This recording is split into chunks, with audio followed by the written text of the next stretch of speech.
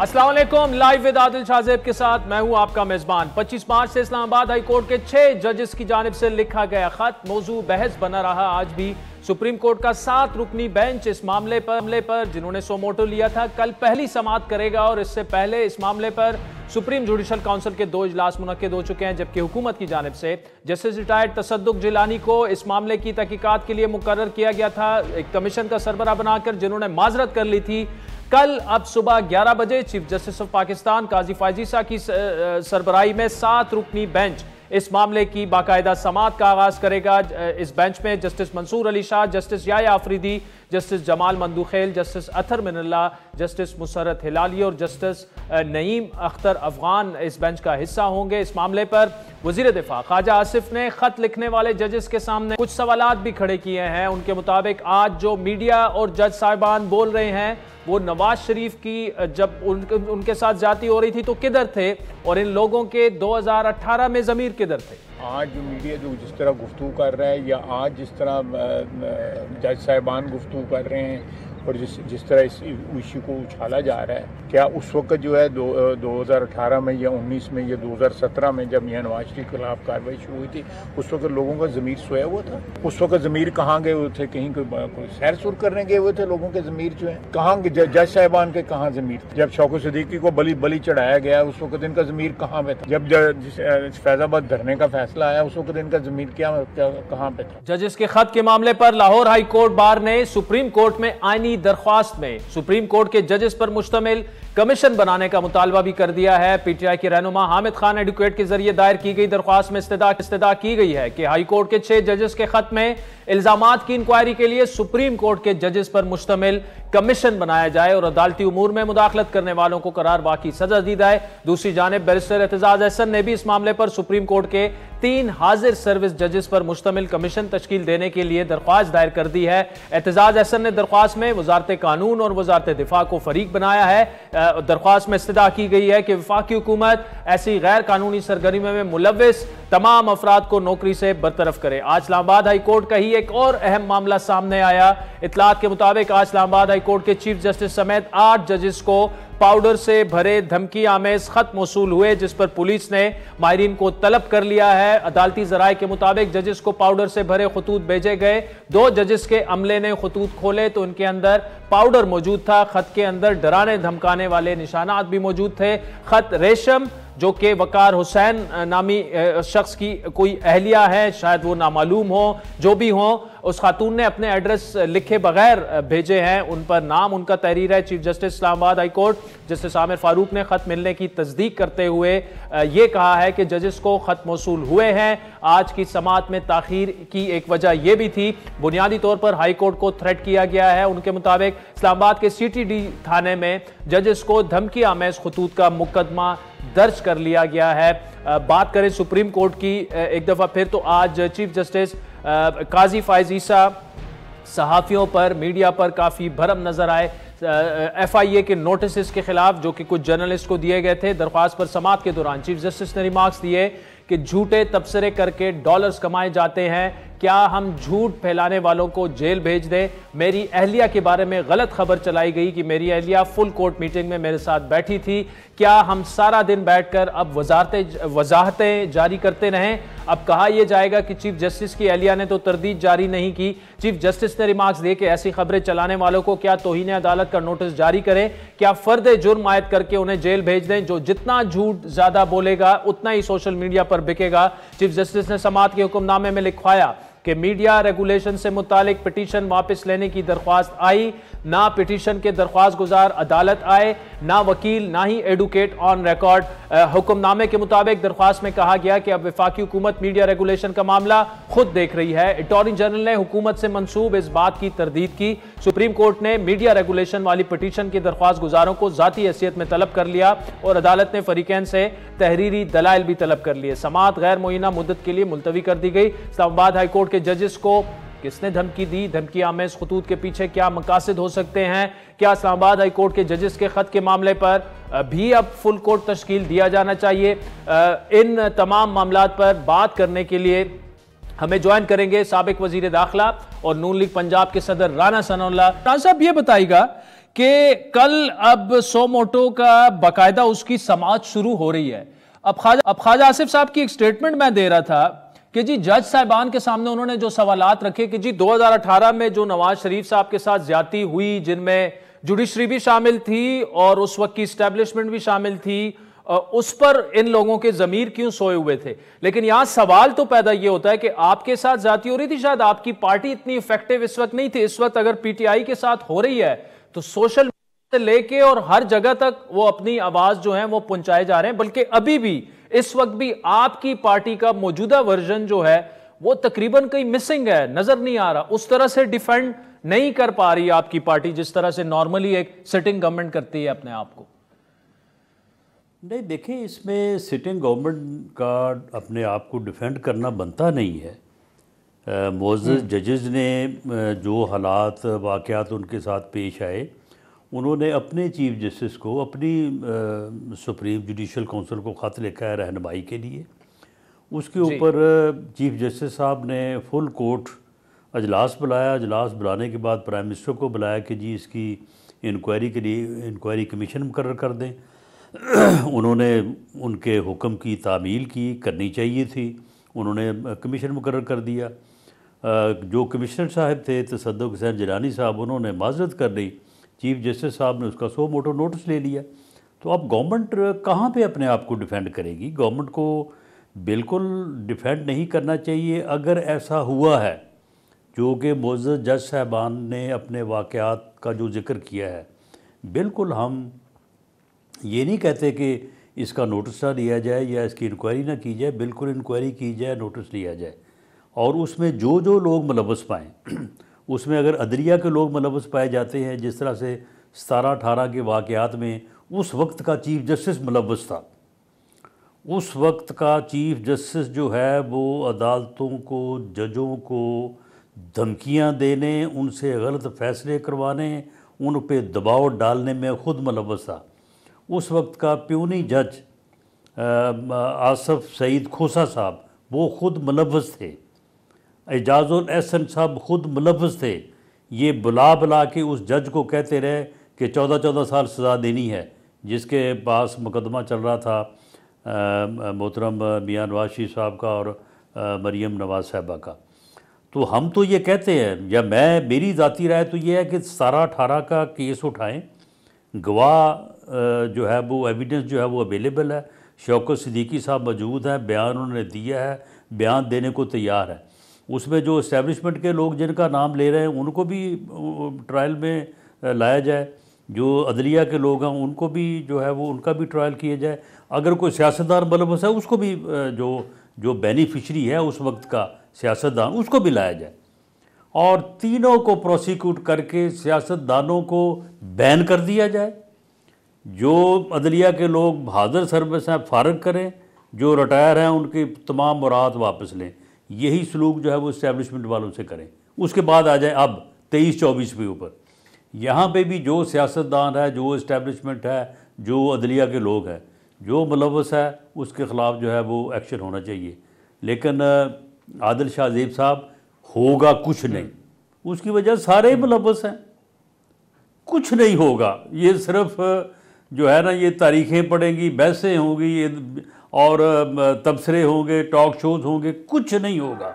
ये मेरी बात आप लिख लें। इसका एक ही हल है, इसका एक ही हल है। मैं हल भी बता दूं, इसका एक ही हल बताएं। Greater dialogue.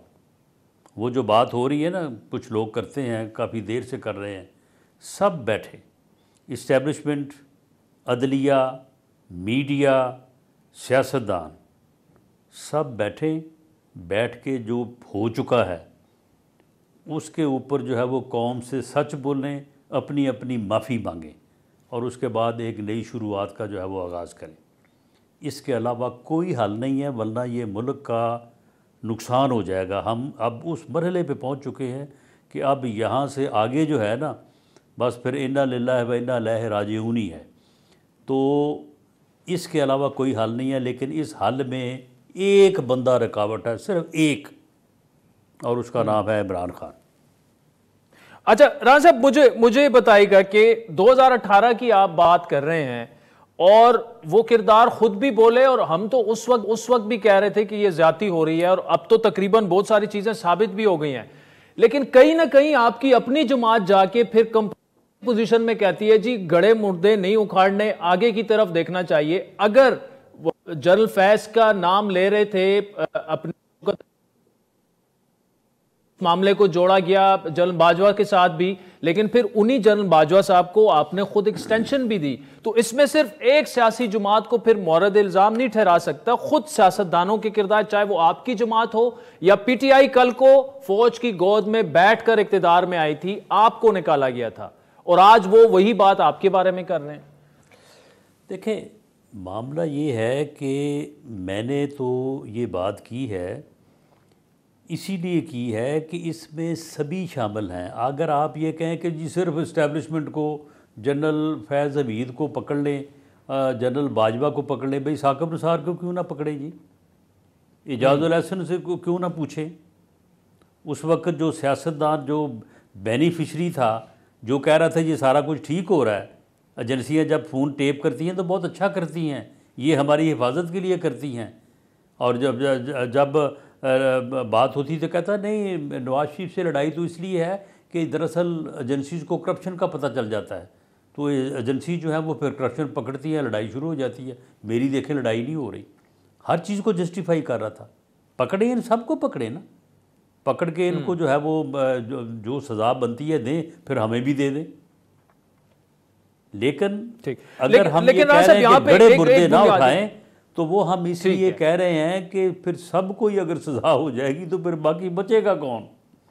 इसलिए बेहतर ये है कि एक दफा जो है माजरत के साथ एक सवाल जो मैं पूछना चाह रहा हूं, सादा अल्फाज में आपके सामने रखना। जब शौकत अजीज सदीकी ने आवाज उठाई तो उस वक्त इतना शोर क्यों नहीं मचा था, जुडिशरी के अंदर से भी और मीडिया के अंदर से भी, जितना आज जो ये 6 जजेस ने एक ही दम जो खत लिख दिया है।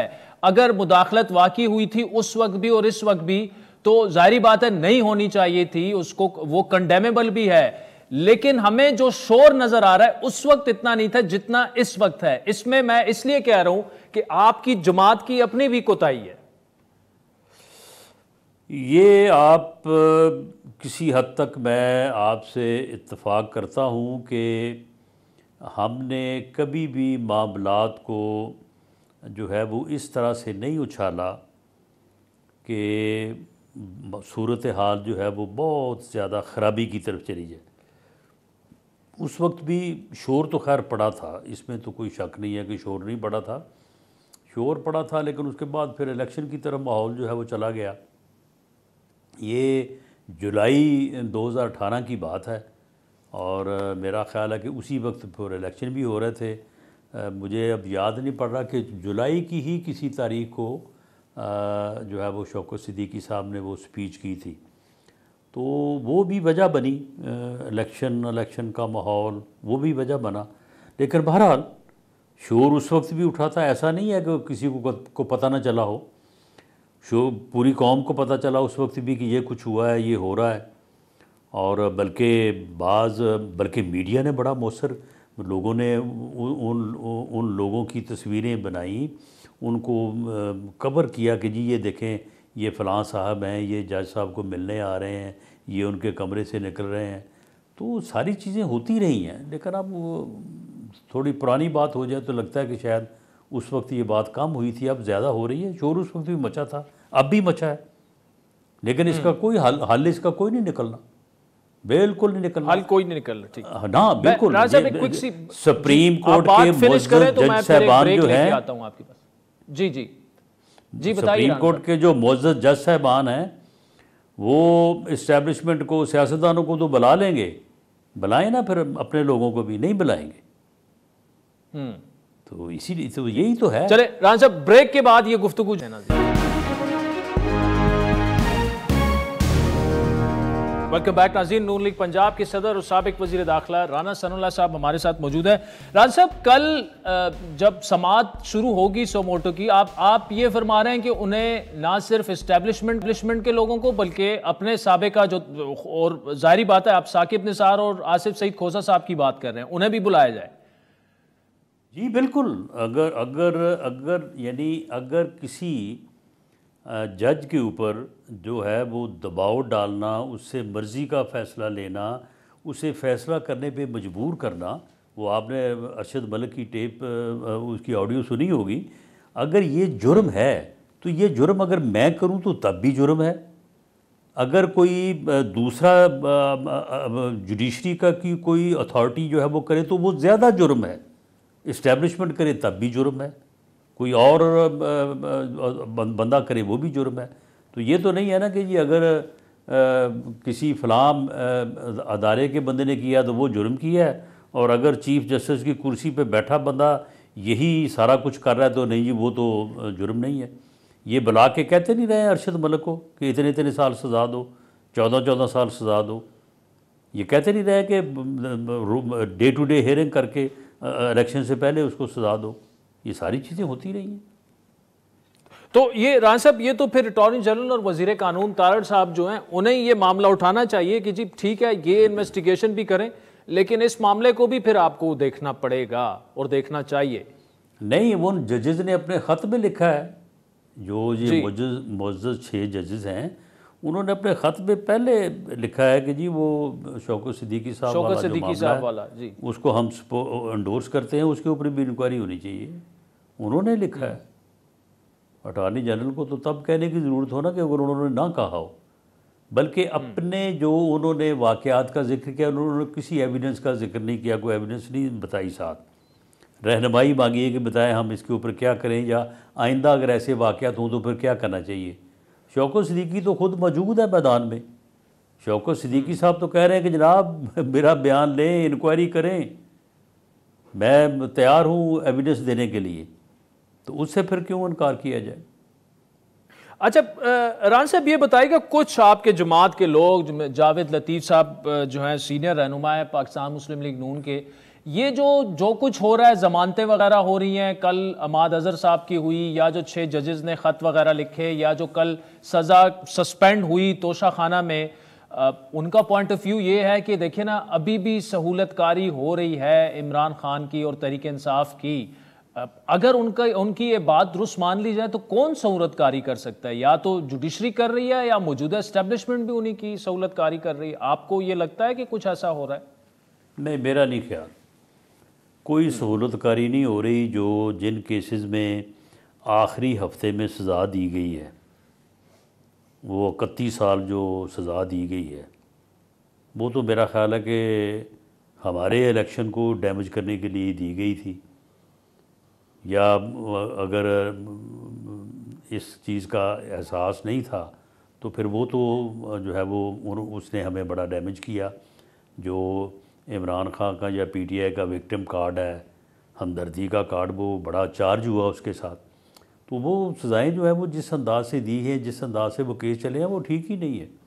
मैं एक कानून के तालिब इल्म के तौर पे मैं खुद समझता हूँ कि वो सस्टेन नहीं कर सकेंगी। तो जिस जज के सामने जाएगी, अगर वो इंसाफ से काम लेगा तो क्या करेगा वो? अगर उसको या तो उसको रिमांड करेगा कि इसको दोबारा वापस भेजेगा, या फिर उसको बरी कर देगा। ये राज साहब, आप बड़ी अहम और बड़ी बात आप कर रहे हैं कि फिर इसका मतलब तो ये कि उनके साथ फिर इंसाफ नहीं हुआ, उनके साथ ज्यादती हुई, चाहे वो जिस वजह से भी हुई, चाहे विक्टिम कार्ड देना था और आपको हरवाना था, उसकी जो भी वजूहात थी। तो अगर केसेस सही नहीं चले तो फिर तो उनको मेरा ख्याल है कि बाहर ही आ जाना चाहिए ज़मानत पर। देखिए जी, ज़मानत अगर उसकी अदालतें लेती हैं तो ठीक है, आ जाए बाहर वो। हमें तो इस बात से कोई, हम उसके बाहर आने से घबरा नहीं रहे और किसी को हम बिला वजह अंदर रखने को तैयार नहीं है। तो ये रान साहब, उस वक्त क्या आपको अंदाज़ा था इलेक्शन से पहले जब ये सज़ाएं हुई कि ये काउंटर प्रोडक्टिव साबित होगा ये मामला आपके लिए, इमरान खान के जो केसेस जिस तरीके से चलाए गए और जिस तरीके से सज़ाएं हुई? देखिए, 2 चीज़ें थी। एक तो ये मामला था और हमें इस बात का एहसास था कि ये हमारे ख़िलाफ़ बात जा रही है, और जो इन लोगों को जो विक्टिमाइज़ किया जा रहा है, मिसाल के तौर पे वो बात चली कि जी इनके सेकेंडर प्रपोज़र को उठाया जा रहा है, इनके कागजात जो हैं वो रिजेक्ट करवाए जा रहे हैं।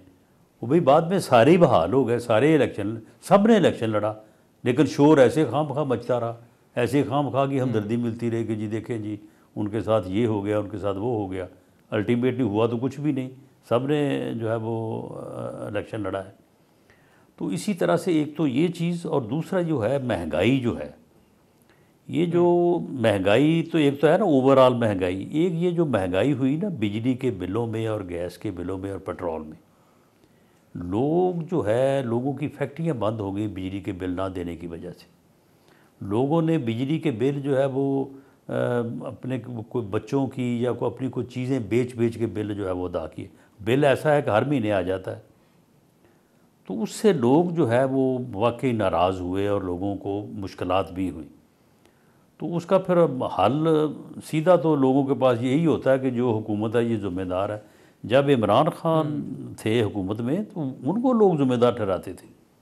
ये जब यानी आज से 2 साल पहले मार्च अप्रैल 2022 ले लें आप, इमरान खान का गाली गलोच ब्रिगेड साथ ही था ना उसके। ये जो कह रहे थे यूथ उसके साथ है, तो यूथ उस वक्त जो है वो कोई हिजरत कर गई थी, बैरून मुल्क चले गई, उस वक्त यही थी ना।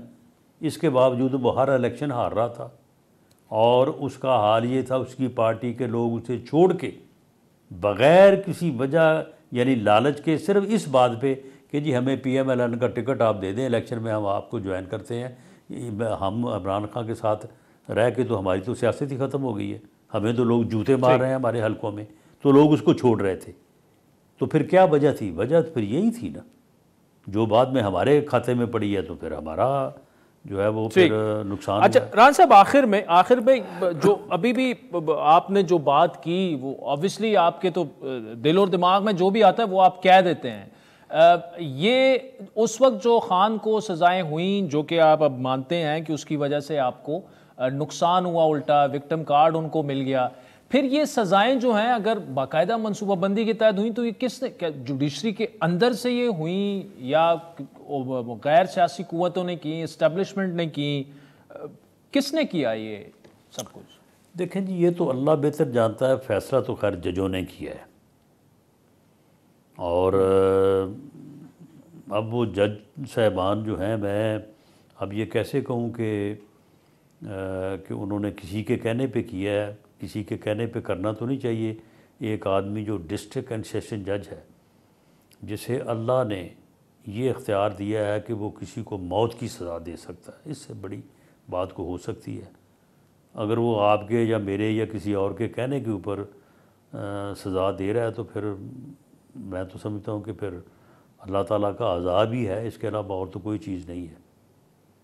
तो बहरहाल सज़ा तो अदलिया ने दी है। ठीक, राना सनाउल्लाह साहब, thank you so much for joining. Noon league Punjab के सदर और साबिक वज़ीर दाखिला राना सनाउल्लाह साहब हमारे साथ मौजूद थे। बड़ी अहम उन्होंने गुफ्तगू की और मैं अभी तक उसको कोशिश कर रहा हूँ कि एब्जॉर्ब कर सकूं जो उन्होंने कहा कि जो इमरान खान साहब को सज़ाएं हुई वो जिस जल्दी में दी गई और जिस तरीके से उनका ट्रायल हुआ वो ठीक नहीं था, और वो जिस भी अदालत में जाएगा और जज ने अगर इंसाफ करना हो तो वही होगा जो हो रहा है। और वो ये समझते हैं कि विक्टिम कार्ड उनको दिया गया जिसकी वजह से नून लीग को उसका सियासी नुकसान हुआ। Abdullah Momand, thank you so much for joining अस।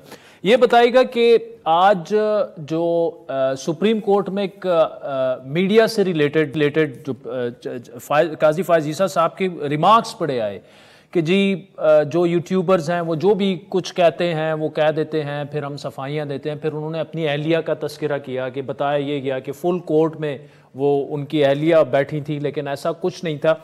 एक तो ये केस है क्या और आपने क्या ऑब्जर्व किया वहाँ पे? देखिए, एक तो सहाफ़ी को जो FIA की जानिब से नोटिस गए थे और फिर उस सूरत में असद तुर्क को गिरफ्तार भी किया गया था। जिस रोज़ फुल कोर्ट का इजलास था तो चीफ जस्टिस काजी फायज़ ईसा की अहलिया सरीना ईसा जो है वो किसी काम के सिलसिले में सुप्रीम कोर्ट आई थी।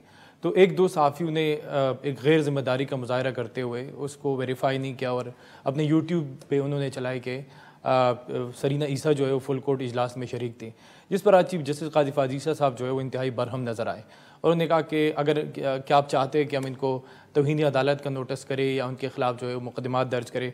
उन्होंने जिक्र यही किया कि व्यूज़ के लिए और लाइक्स के लिए आपको जो डॉलर मिलते हैं उसमें आप क्या करते हैं, मतलब हम हर वक्त ये सफाइयाँ देंगे कि चीफ जस्टिस काजी फ़ाइज़ ईसा की अहलिया जब तक तरदीद नहीं करेगी आप इस तरह की गैर ज़िम्मेदारी का सहाफ़त जो है वो करोगे व्यूज़ और लाइक्स के लिए। तो चीफ जस्टिस साहब आज बड़े बरहम नज़र आए। और दूसरा उसमें यह था कि जो हैदर वहीद साहब की पिटीशन थी साल 2022 में, वो चीफ पिटिशनर थे जो नामालूम थे और उन्होंने सुप्रीम कोर्ट में एक पिटीशन की थी जिसमें ये मौक़िफ़ अपनाया गया था कि मीडिया और सोशल मीडिया को जो है वो रेगुलेट किया जाए, जिस पर वो जो हैदर वहीद थे जो पिटिशनर थे वो नामालूम थे, कुछ सरकारी मुलाजमीन थे, कुछ क्या थे।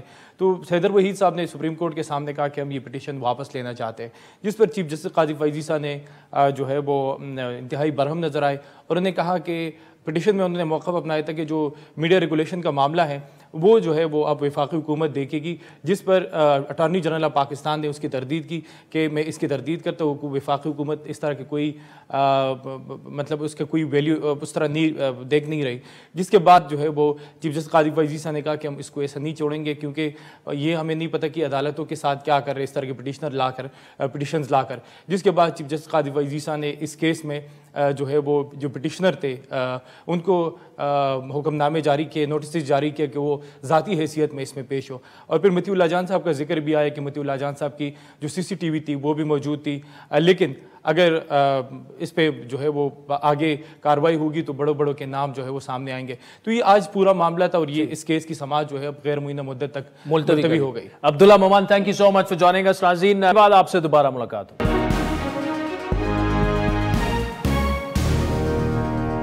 वेलकम बैक नाज़रीन। आज सेनेट के इंतखाबात हुए इस्लामाबाद में भी और बाकी सूबों में भी, लेकिन सिर्फ खैबर पख्तूनख्वा में वो इंतखाबात मुलतवी कर दिए गए। अब खैबर पख्तूनख्वा में अपोजिशन की दरख्वास्त पर इलेक्शन कमीशन ने जो इंतखाबात मुलतवी किए उस पर काफ़ी शोर भी मचाया जा रहा है। अगर देखा जाए तो पीपल्स पार्टी ने 11 और नून लीग ने 6 नशिस्तों पर आज कामयाबी हासिल की। MQM के हिस्से में एक नशिस्त आई और फैसल वाडा साहब आज़ाद उम्मीदवार की हैसियत से सिंध से कामयाब हो चुके हैं। टोटल जो खाली नशिस्तें थी सेनेट की वो 19 थी। कौमी असम्बली समेत पंजाब और सिंध की असम्बलियों में पोलिंग हुई। बलूचिस्तान में जो 11 उम्मीदवार थे, 11 सीटें थी, वो तमाम बिला मुकाबला कामयाब हो चुके थे इससे पहले ही। और पुख्तूनख्वा में जो 11 नशिस्तें थी उस पर ओपोजिशन की दरख्वास्त पर इलेक्शन कमीशन ने आज इंतखाबात मुलतवी किए थे। इलेक्शन कमीशन के मुताबिक पुख्तूनख्वा असम्बली के 9 मुंतखब अरकान असम्बली के हल्फ लेने तक KP में इंतखाबात जो हैं वो रोक दिए गए हैं। स्पीकर सूबाई असम्बली ने मखसूस नशिस्तों पर हल्फ के लिए इंतजामात नहीं किए। इलेक्शन कमीशन के बकौल सेनेट इलेक्शन के लिए KP में इलेक्टोरल कॉलेज मुकम्मल नहीं है। आइन के आर्टिकल 218(3) इलेक्शन एक्ट 2017 के तहत इसलिए इंतखाबात वहाँ पर मुलतवी कर दिए गए। अब PTI ने इलेक्शन कमीशन का ये फैसला चैलेंज करने का ऐलान किया है, जबकि इस फैसले के रद्द अमल में पुख्तूनख्वा के वज़ीर आला अली अमीन गंडापुर ने 2 टोक ऐलान किया कि वो मखसूस नशिस्तों पर कामयाब जो अरकान हैं उनको किसी सूरत हल्फ नहीं लेने देंगे। कहीं पर भी आइन में नहीं लिखा हुआ वो सीटें जो कि किसी पार्टी का हक नहीं बनती रेशो के मुताबिक वो उनको नहीं दी जा सकती। तो किस तरीके से इन्होंने हमारी सीटें उठा के उनको दे दी। चलो हमें नहीं दी जा रही थी, अदालत नहीं दे रही थी, लेकिन किसी और पार्टी को कैसे दी जा सकती है जब उनका आइन के मुताबिक उनका राइट ही नहीं उन सीटों का। हम वादे कर रहे हैं यहाँ पर, जिस तरह हमारे लीडर ने कहा कि वी विल फाइट, हम इस चीज का मुकाबला करेंगे, हम आखिरी हद तक जाएंगे, इल्लीगल लोगों को हम यहाँ पे हल्फ नहीं लेने देंगे। नाज़रीन, तफसीली गुफ्तगू करेंगे। पिल्डेट के सरबरा और मारूफ कॉलमिस्ट अहमद बिलाल महबूब साहब हमारे साथ मौजूद है। अहमद बिलाल महबूब साहब, पहले तो ये बताइएगा जो KP में इलेक्शंस मुलतवी हो गए हैं, इलेक्शन कमीशन ने कर दिए हैं और पेशावर हाई कोर्ट ने फैसला दिया था ये मखसूस नशिस्तों के बारे में, उस पर अमल दरामद नहीं हो रहा और आपने CM KP की स्टेटमेंट भी सुन ली, वो साफ कह रहे हैं कि हम हल्फ नहीं लेने देंगे। कैसे देख रहे हैं सर इस मामले को आप? बहुत शुक्रिया आदिल साहब। ये देखिए, जमहूरियत में तो उन्होंने कहा कि वी विल फाइट। अब जमहूरियत में तो जो फाइट होती है वो पार्लियामेंट में होती है या अदालतों में होती है। तो अदालत के अंदर तो ये फैसला हो चुका था, 5 जजों पे मुश्तमिल एक बेंच ने मुतफ़िका फैसला दिया था कि ये जो रिजर्व सीट्स हैं वो PTI को नहीं दी जा सकती। ये पेशावर हाई कोर्ट का फैसला था। तो अब किसी कोर्ट के फैसला कोई ऐसा नहीं है जिसकी बुनियाद पे स्टे ऑर्डर मिल गया हो लिहाजा ये कानून और आइन के मुताबिक तो खैबर पख्तूनख्वा असम्बली में इजलास होना चाहिए था, उनको हल्फ दिलाना चाहिए था और फिर इलेक्शन होना चाहिए था। तो मेरे ख्याल में दोनों बातें ही गलत हैं कि पहले इजलास ही नहीं बुलाया गया और हल्फ नहीं दिया गया नए इलेक्टेड मेंबर्स को। आपको वो पसंद है या नहीं है, लेकिन वो इलेक्टेड हैं, उनको नोटिफाइड है, अदालत भी उन्हें नोटिफाई कर चुकी है, मतलब उनकी तायीद कर चुकी है। तो अब जाहिर है उनको हल्फ उठाने का मौका दिया जाना चाहिए और फिर हल्फ उठा लेंगे तो वोट भी देंगे। लेकिन अब ये दूसरी तरफ ये इंतखाब को पोस्टपोन करना, ये भी मैं समझता हूँ कि इलेक्शंस एक्ट के अंदर एक सेक्शन है, सेक्शन 30, अब उसके 130, अब उसके अंदर ये लिखा हुआ है कि किसी भी असम्बली में अगर कोई वैकेंसीज होंगी तो उसकी वजह से सेनेट का इलेक्शन इनवैलिड नहीं हो जाएगा। तो इसका मतलब यह है कि वैकेंसीज के बावजूद इलेक्शन हो सकते हैं, तो पोस्टपोन करना भी गलत था। लेकिन बहरहाल ये दोनों बातें हुई हैं और दोनों तशवीश का बायस है। अब इसका फैसला तो सुप्रीम कोर्ट ही करेगी, जहां ये बिलाखिर बात पहुंच चुकी है। अच्छा, ये आपने बड़ी अहम ये बात की अहमद बिलाल साहब के, मतलब इलेक्शन कमीशन ने जो पोस्टपोन किया उन्हें पोस्टपोन नहीं करना चाहिए था। लेकिन अगर ये पोस्टपोन ना होता तो जिन लोगों ने हल्फ नहीं लिया, मतलब असल जो मामला है वो ये है कि 4 से 5 सीटें जो हैं वो तहरीक इंसाफ को कम मिलती या ओपोजिशन को फिर कम मिलती। मतलब ये अगर ये हल्फ ले लेते जो लोग रिजर्व सीटों पर आए ओपोजिशन के लोग, तो उन्हें 4 नशिस्तें कम से कम और 5 ज़्यादा से ज़्यादा जो हैं वो सेनेट की मिल जाती। तो इस मामले को सुप्रीम कोर्ट फिर मतलब कि किस तरीके से इसका फैसला क्या आ सकता है आपके ख्याल में? क्या सुप्रीम कोर्ट ये भी कहेगी कि जी आप हल्फ उठाने दें और फिर इलेक्शन कराएं? सुप्रीम कोर्ट कह सकता है ये भी। देखिए ना कि ये सेक्शन 130 इतना क्लियर है, वो ये कहता है कि an election of a member of the senate by the members of a provincial assembly or a member of the national assembly as the case may be shall not be called in question on the ground merely of the existence of any vacancy in the membership of the assembly। तो अब देखें ना, vacancies तो दूसरी असम्बलियों में भी हैं, वो मुख्तलिफ वजूहात की बिनाद पे हैं, अगर वो ना होती तो वहाँ पे भी रिजल्ट मुख्तलिफ होता। तो ये वैकेंसीज तो होती हैं। ये सही है कि इस दफ़ा वैकेंसीज ज़्यादा हैं, 25 के करीब हैं, लेकिन बहरहाल उसकी वजह से मेरे ख्याल में हमारे आइन में या कानून में कोई प्रोविजन नहीं है कि उसकी वजह से आप इलेक्शन पोस्टपोन कर दें। इसलिए मेरे ख्याल में ये फैसला तो दुरुस्त नहीं है, लेकिन इसकी सही अब अल्टीमेट इंटरप्रिटेशन तो सुप्रीम कोर्ट ही कर सकता है। लेकिन अहमद बिलाल साहब, इसमें ठीक है, आपकी बात दुरुस्त है, इलेक्शन मुलतवी नहीं होने चाहिए थे और आइन और कानून उस बारे में बड़ा वाज़ेह है। लेकिन क्या इंटेंट को नहीं देखा जाएगा? अगर तो हल्फ नहीं लेने दिया जा रहा और उसकी वजह से असेंबली का इजलास नहीं बुलाया जा रहा, तो इसका मतलब ये है कि पीटीआई की वहां की जो गवर्नमेंट है सूबाई, उनका इंटेंट ही ये था कि यार ये लोग हल्फ ना लें ताकि इनकी 4 से 5 सीटें सेनेट की जाया हो जाएं। जी हाँ, ये तो अब फाइन पॉइंट्स हैं लॉ के, जो सुप्रीम कोर्ट के अंदर डिबेट होंगे और कंसिडर भी होंगे। लेकिन जो मैं वैकेंसी खा वो किसी भी बुनियाद पे वैकेंसी हो, उसकी बुनियाद पे तो इलेक्शन इनवैलिड नहीं होता इलेक्शंस एक्ट के मुताबिक। मेरी राय तो ये है। ठीक। अच्छा, आखिर में अहमद बिलाल साहब, अभी राना सनाउल्लाह साहब से बात हो रही थी, वो ये कह रहे थे कि जो विक्टिमहुड का बयानिया था इमरान खान का इलेक्शन से पहले, जिस किस्म के फैसले उनके खिलाफ जिस तेजी से आए, जल्दबाजी में किए गए, उसने नुकसान पहुंचाया मुस्लिम लीग नून को। यानी बाल्फाज़े दीगर तो फिर यह है कि इतनी जल्दी में अगर वो फैसले हुए तो उनमें इंसाफ के तकाजे पूरे नहीं हुए थे। तो आप एग्री करेंगे इस चीज़ से कि उसने नून लीग को नुकसान पहुंचाया, लेकिन साथ ही कि उनके साथ इंसाफ नहीं हुआ, जल्दबाजी में कुछ फैसले हुए? ये बात पार्टली दुरुस्त है, यानी जुज़वी तौर पे ये बात दुरुस्त है, लेकिन पूरी कहानी ये नहीं है। पूरी कहानी ये है कि एक ओवरऑल जो मुल्क के अंदर इंतखाबात के अंदर और इंतखाबात से पहले जो एक माहौल था, जिसमें यह तय कर लिया गया है कि एक पार्टी को नहीं जीतने दिया जाएगा। तो ये सारी शाखसाना उसी का था। और ये जो अदालतों के अंदर मुकदमे थे, ये तो उसका एक हिस्सा थे, लेकिन उसके अलावा भी बहुत सी चीज़ें थी जिन्होंने मिल मिला के उस पार्टी को इंतखाबात में, और फिर बाद में इंतखाबात में उनकी सीटें ज़्यादा भी थी, तो इसके बावजूद उन्हें हुकूमत नहीं बनाने दिया। तो ये सारी बातें मिल मिला के एक मुकम्मल तस्वीर बनती है, जो कि बहुत अच्छी नहीं है, बहुत तकलीफ दह बात है ये। लेकिन ये दुरुस्त है कि वो इलेक्शन जो अदालतों में मुकदमे चल रहे थे, उन्होंने भी नुकसान पहुंचाया PMLN को, और PTI को उसका फायदा हुआ। ठीक, Ahmad Bilal Mahboob sahab, thank you so much for joining. Break के बाद आपसे दोबारा मुलाकात।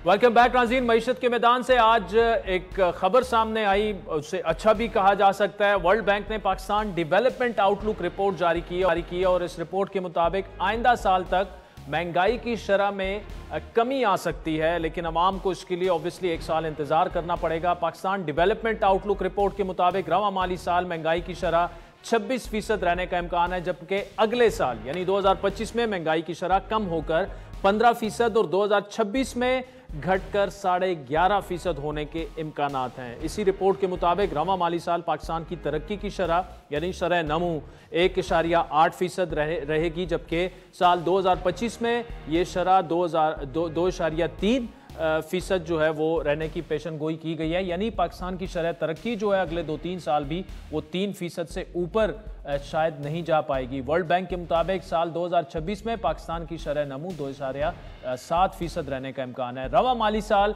जो मालियाती तिजारती खसारा जिसे कहते हैं वो GDP का 8% होगा, जबकि माली साल 2025 में ये खसारा 7.4%, जबकि 2026 में मालियाती खसारा GDP का 6.6% रहने का इम्कान है। आपको बताते चलें कि इदारे शुमारियात की जानिब से गुज़श्ता हफ्ते जो अदाद शुमार सामने आए थे उसके मुताबिक इस वक्त मौजूदा महंगाई की शरह जो है वो 29% से ज़्यादा है। मुल्क की मईशत से जुड़ी इन खबरों पर बात करने के लिए हमें ज्वाइन किया है मारूफ माहिर मईशत ऑलमिस्ट यूसुफ नज़र साहब ने। यूसुफ नज़र साहब, बहुत शुक्रिया। सर, आउटलुक रिपोर्ट पाकिस्तान की जो सामने आई है उसमें खुशाइन बात तो ये है कि जो इन्फ्लेशन है, महंगाई है, वो बतदरीज अगले साल और फिर उसके बाद जो है वो कम होना शुरू हो जाएगी और 2026 में पाकिस्तान की में जो इन्फ्लेशन है वो शायद 11.5% हो जाएगी।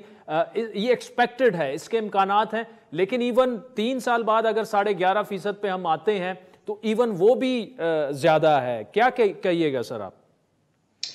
शुक्रिया जादेब, आपने दावत दी। पहली बात तो ये कि अगर आप कहें कि let's talk about the good news first, वो ये है कि जो अभी लेटेस्ट जो है इन्फ्लेशन रेट जो है जो अबाउट 20% आया है, ये पिछले 22 महीनों में लोएस्ट है।